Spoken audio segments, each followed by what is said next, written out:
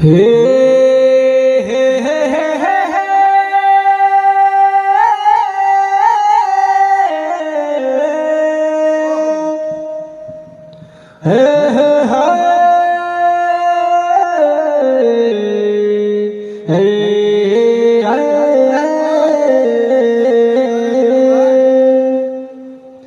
तो देखी भैया एगो लड़का एगो लड़की से मोहब्बत कैले बा।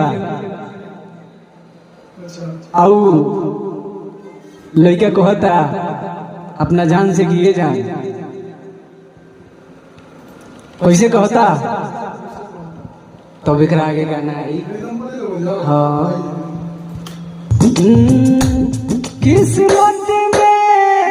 किस्मत में ना रहलू पहिले ना हमसे कहलू, किस्मत में ना रहलू पहिले ना हमसे कहलू, प्रेम धारा में ना बहती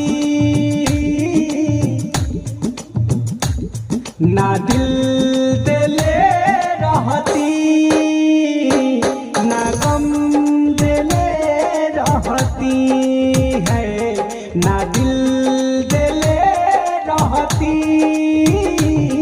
ना गम ले रहती।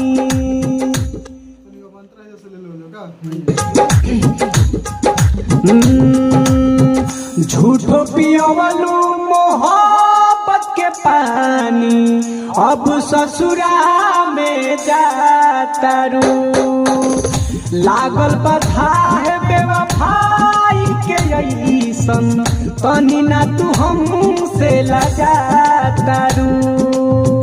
अरे बेवफा झूठ पियवलू मोहब्बत के पानी, अब ससुरा में जातारू, लागल बधा है बेवफाई के ऐसन, तनी ना तू हमसे लगातारू, प्रेम धारा में ना बहती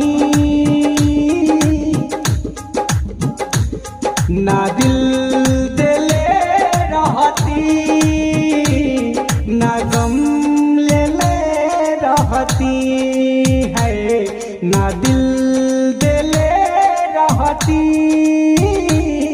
ना गम ले रहती। का बोला